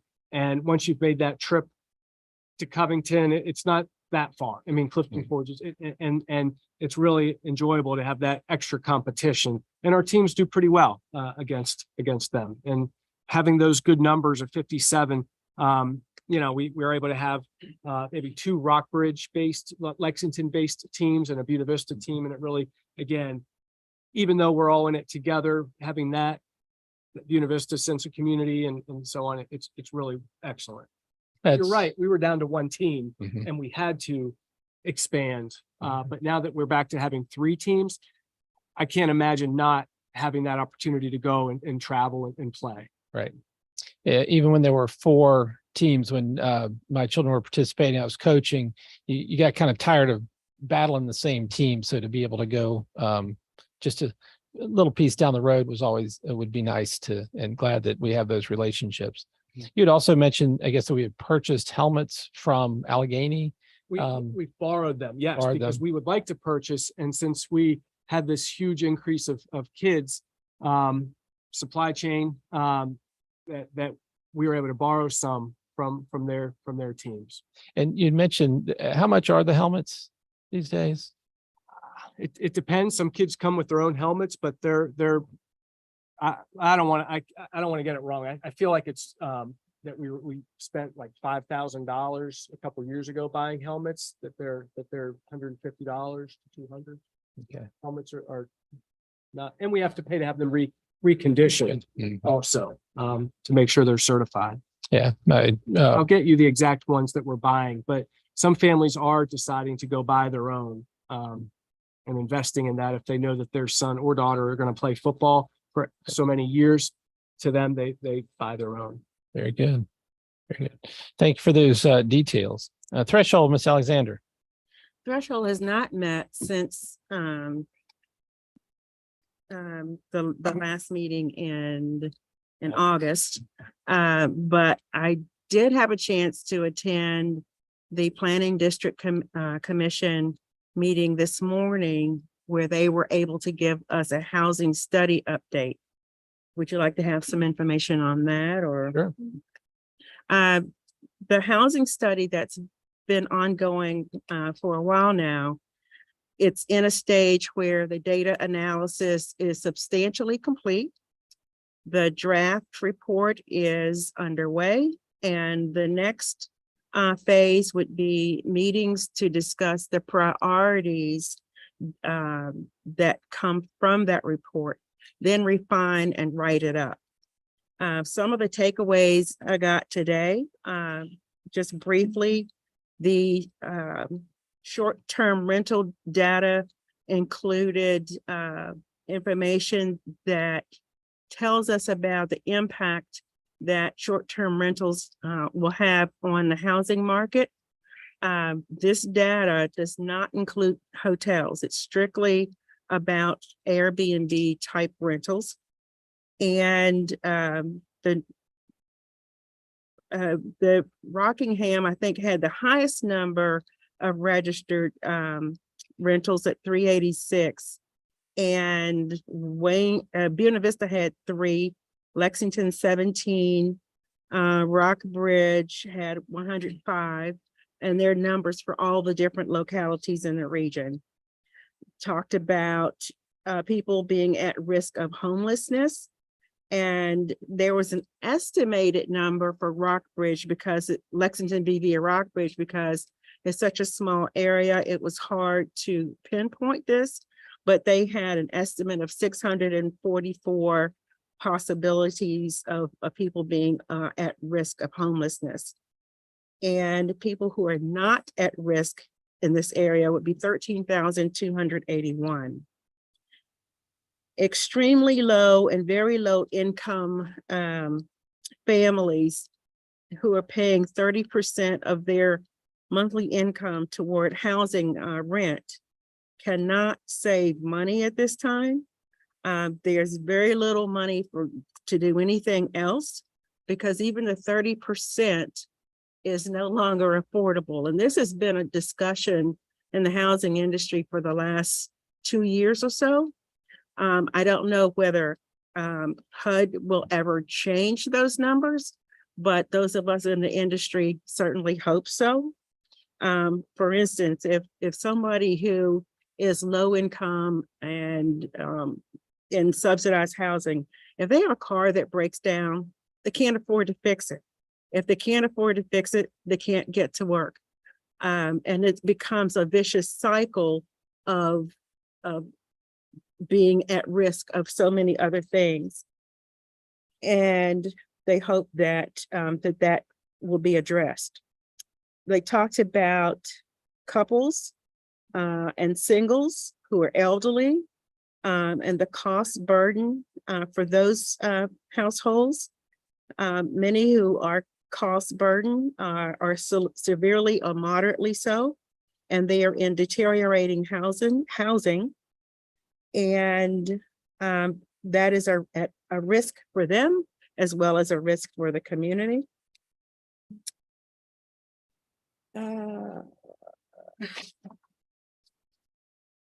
Supportive housing needs in this region.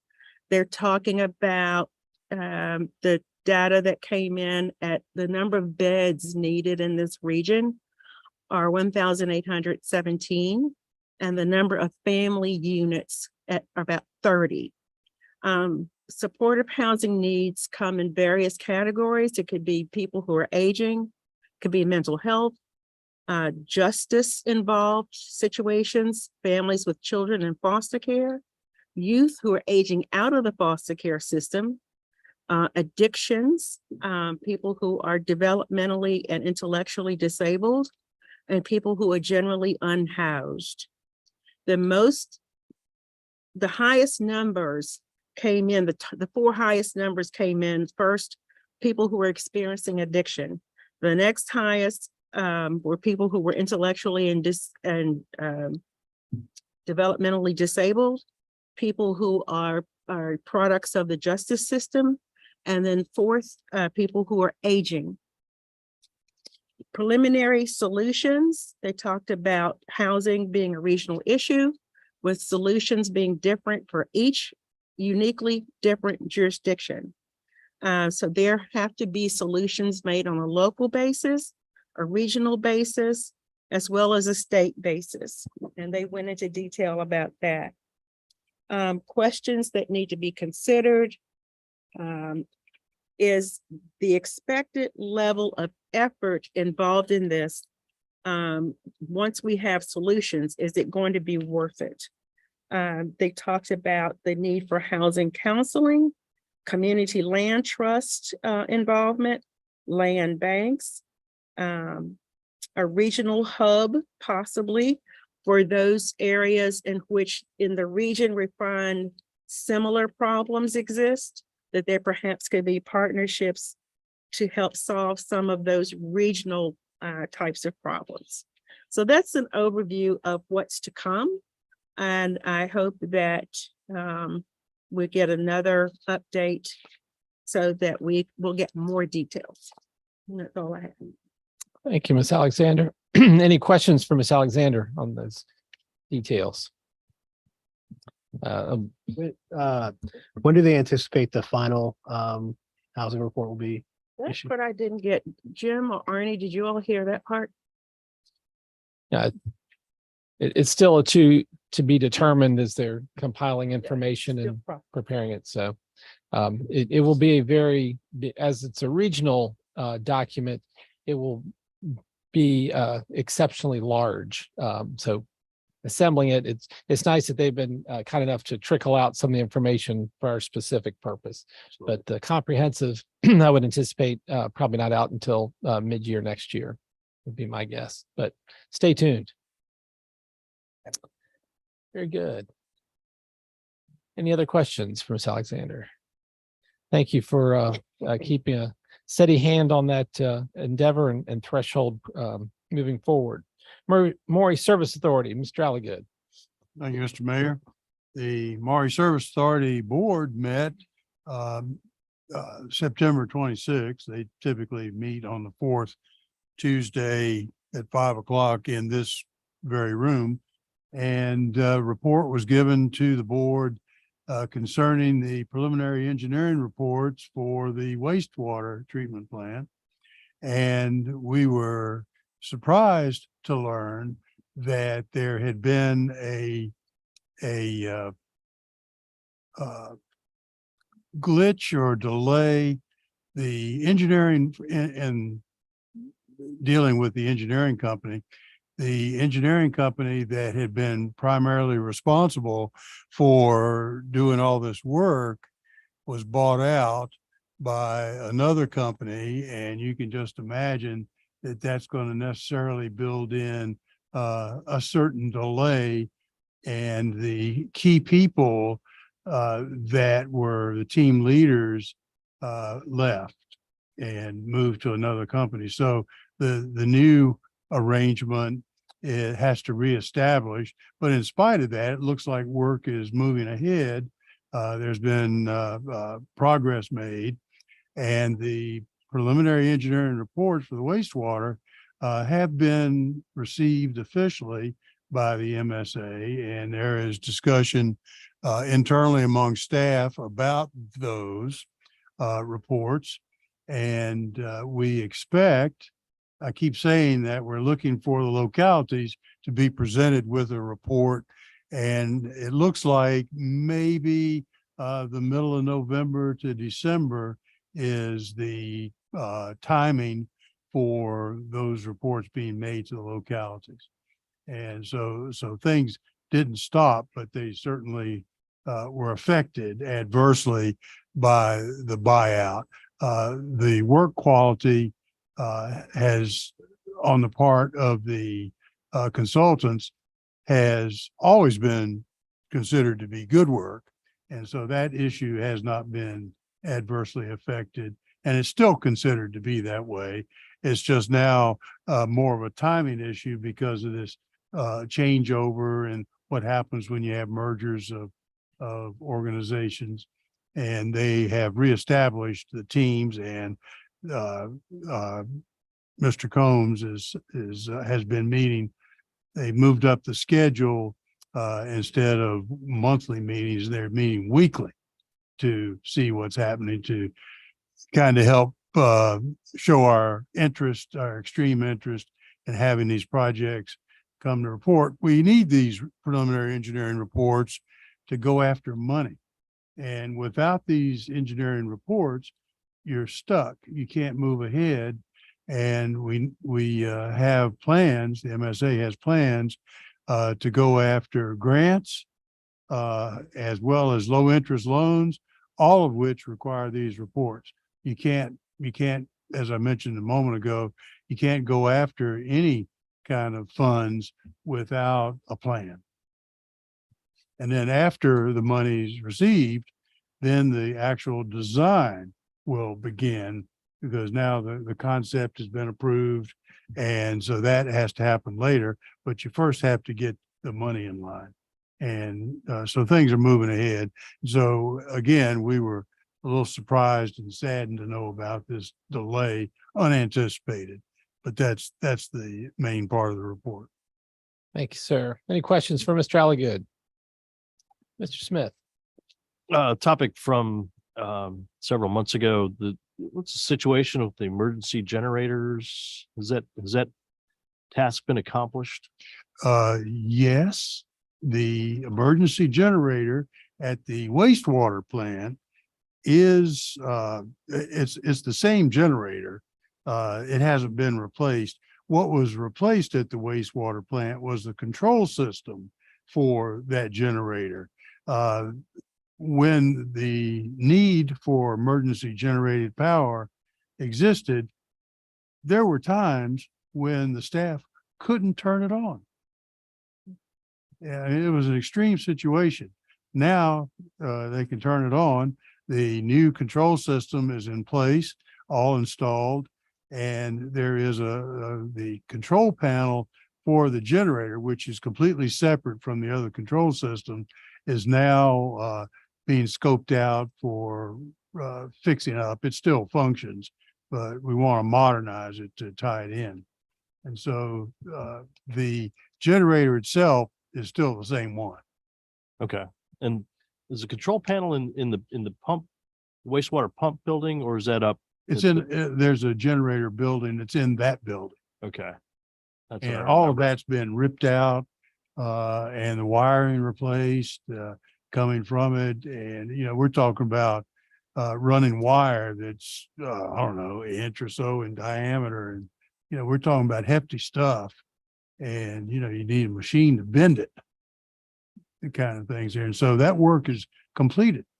And the emergency backup power, that generators that came in on tractor truck trailers to be in place while that work was happening so that there was always power available, they've been removed, and there's been testing that has been completed prior to their removal to make sure that our system was functioning.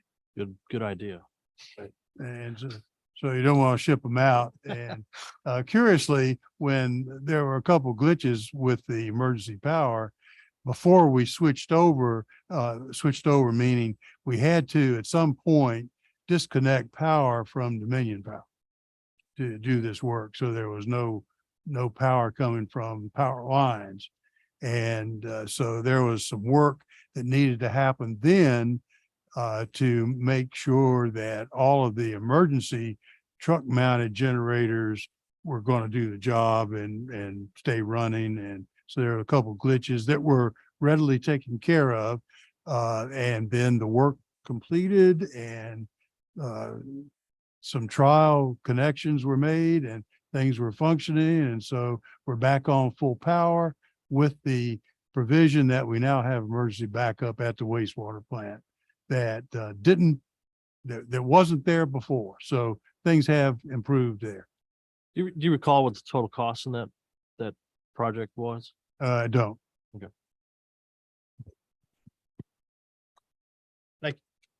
Thank you, Mr. Alligood, for that update on MSA, and look forward to good things moving forward and the water flowing.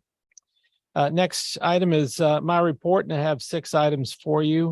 One, I wanted to pause and personally recognize the passing of Matt Paxton Jr., who was 96 years old, but if you never met him, you missed out. He was a kind gentleman and was in our community for many, many years, and passed the torch to his son, Matt Paxton III, who runs the News Gazette these days. But we'll miss his wit and wisdom with his passing.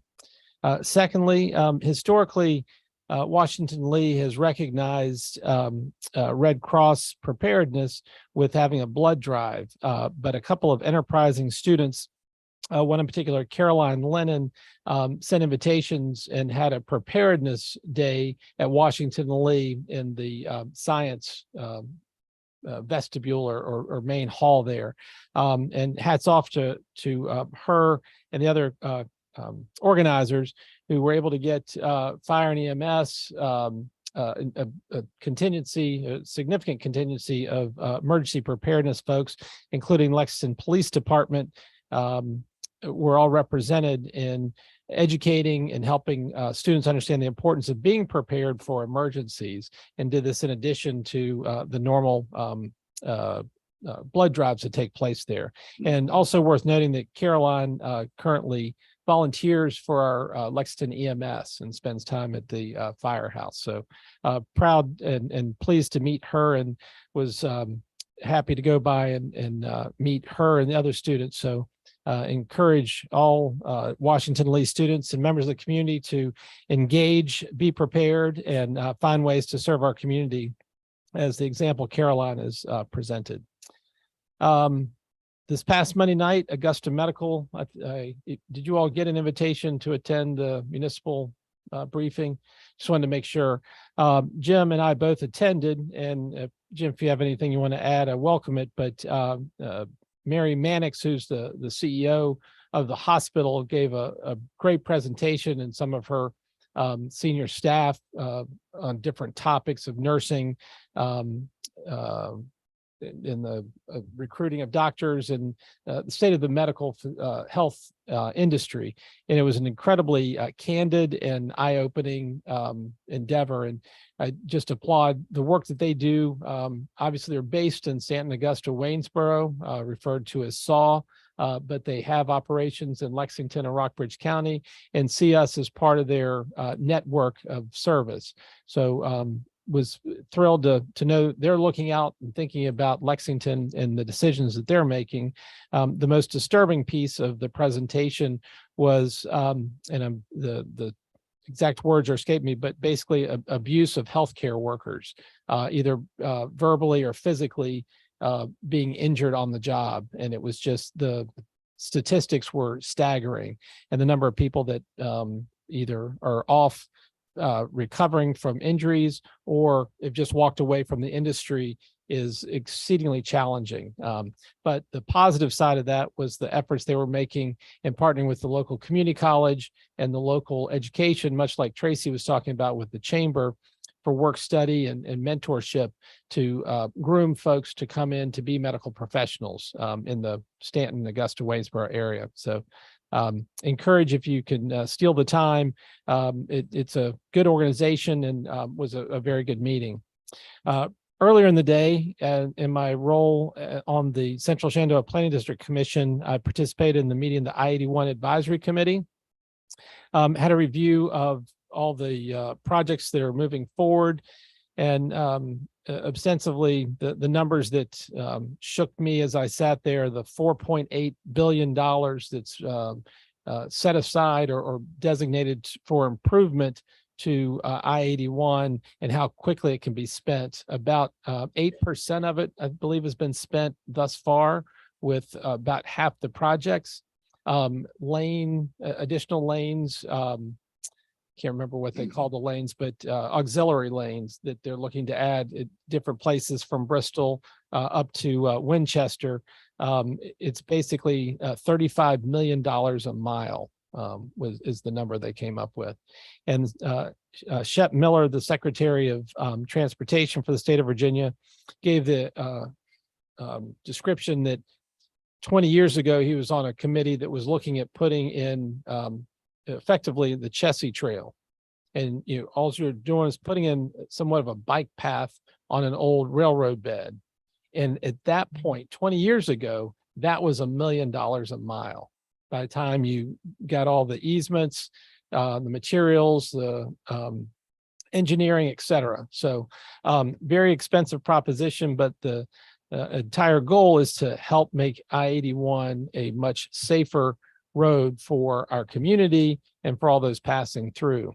I won't bore you with the details of the P3 marketing presentation that talked about taking I-81 and building a new lane and having it a public-private partnership that would be a toll road to be utilized. The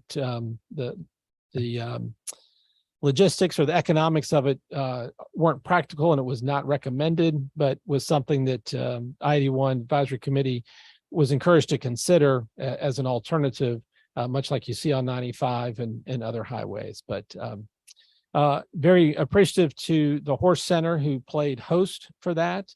They were able to accommodate the nearly, with all the folks there, probably close to 100 people, and lots of engineers and people interested in road work in our community that were in attendance.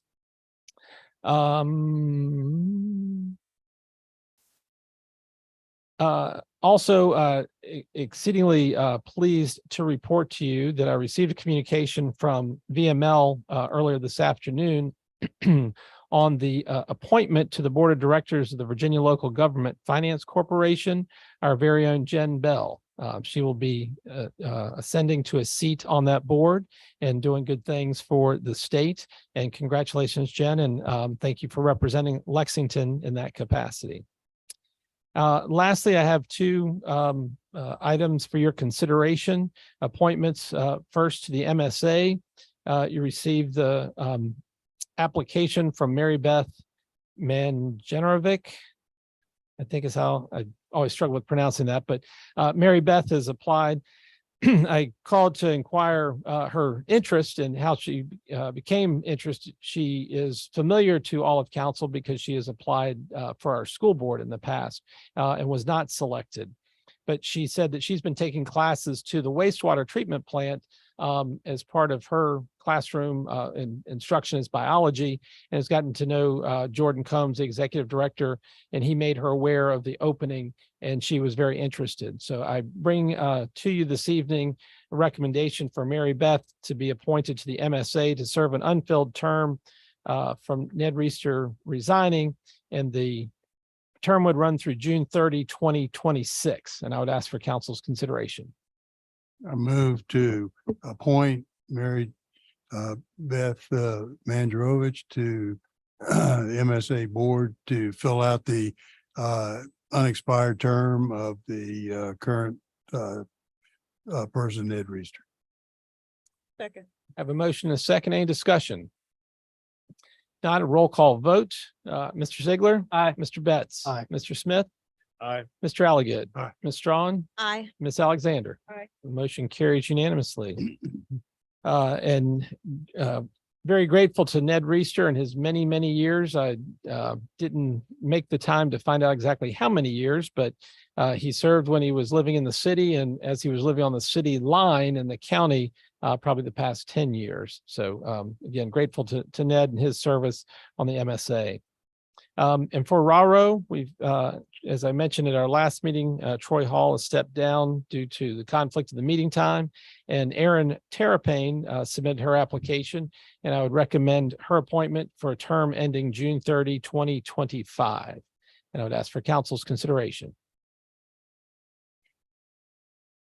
I move to appoint Aaron Terrapane to the RARO board for the term specified. Second. I have a motion and a second. Any discussion? Hearing none. Mr. Alligood. Aye. Ms. Strawn. Aye. Mr. Ziegler. Aye. Mr. Smith. Aye. Mr. Betts. Aye. Ms. Alexander. Aye.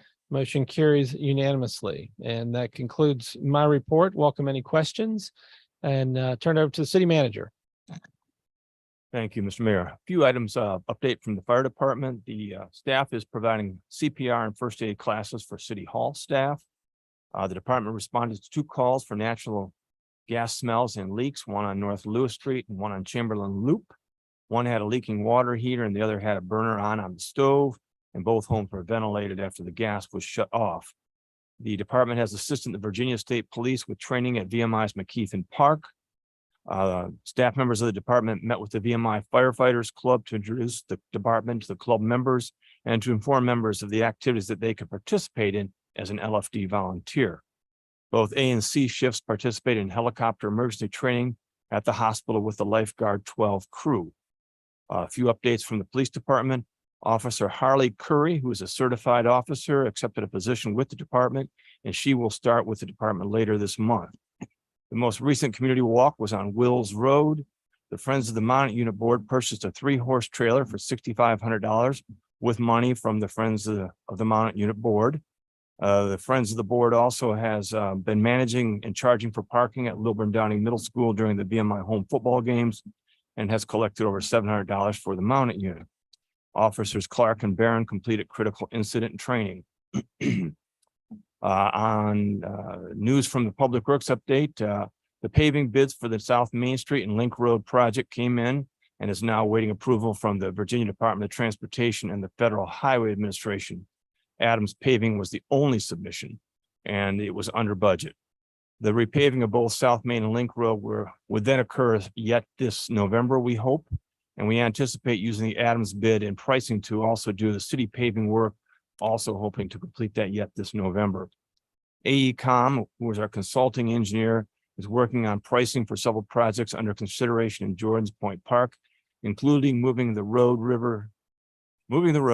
riverside seating, and the picnic area that we all saw when we were in the park. City staff is also coordinating bank stabilization work, planting of native replacement trees, and safeguarding historical elements in the park, such as stone wall in various areas of the mill race and the sole existing railroad trestle. Providence Hill Phase 1 relining work and the Sarah's Run watershed is finishing up by the end of the month, and work on cameraing the sanitary sewer lines in the Woods Creek watershed of Providence Hill will begin. We recently had a complaint about early morning refuse collection in the downtown prior to 6 a.m. The individual making the complaint was informed that city refuse crews were exempt from the 7 a.m. delayed start time. And Mr. Madigan, our public works director, however, is trying to reschedule the work or the routes in that area to accommodate the individual who works all night and could not sleep in the morning. So we're doing the best we can to help. Preparation of the site for relocation of the historic marker for the memorial to the old African-American cemetery is occurring. Working with the Rockbridge County Schools, the location is being leveled and prepared, and surrounding trees and vegetation are being removed or pruned to improve the site. The new site will be on Evergreen Place, just before Evergreen Cemetery. The Friends of Woods Creek, the newly formed Woods Creek support group, has been steadily removing invasive plants from the trail and creek bank behind Waddell Elementary School, and planning to replant the area with native species. They're working with the Department of Water Resources on a grant-funded stream bank restoration project outside of the city. They are preparing to educate surrounding private landowners about best practices through a fact sheet on invasive plants, a flyer sharing information about the Friends of Woods Creek, and providing information on the Healthy Green Neighborhood efforts and inviting participation on that steering committee. The outdoor pool operations have closed for the season. For swimming will charge us $19,027 for the cost of staffing for the summer, and this is below the cost that we had anticipated in the budget. Washington Lee Construction for the Williams School is using the third-party investigations and inspections program, permitting and inspections program to go ahead and conduct that building, which takes that effort off of city staff and also allows them to move faster than we could otherwise move forward. This coming week, I'll be out of the office attending the VML conference Monday and Tuesday, and Janie will be out of the office Monday through Thursday doing a municipal clerk's training. So there'll be a little bit of time when we're not in the office this coming week. And that's my report. City Hall will be quiet this coming week. Any questions for the city manager? Hearing none, city attorney. Thank you, Mr. Mayor. Just an update on a few of the things I've been working on the last couple of weeks. Fair amount of time has been spent on the Waddell agreement and ordinance and the Spotswood amendment and ordinance. I've also been working with some of the departments. The police department is responsible for dealing with indigent decedents. And so I had to work with Lieutenant Paget in the police department to deal with that situation. We had one in the city over the past couple of weeks. You have to file some pleadings with the court and get the court to order authorization for the cremation of the remains in that circumstance. I've worked with the school superintendent on some legal compliance and policy issues. And recently I've started working with Patrick on some stormwater issues. I know, David, you mentioned stormwater fees, started to do some research to help Patrick on a few issues there. So always something going on, but if you have any questions, happy to answer. Thank you, sir. Any questions for the city attorney? Terrific. Hearing none. We have no new business that I'm aware of and no closed meeting. Before we adjourn, I'd again like to thank the journalism class for hanging in there. If you have questions or concerns, again, you can contact any of us after this meeting in person here or online. All of our information's on there. Appreciate you being here and learning a little bit about local government. Unless there's any other business to come before city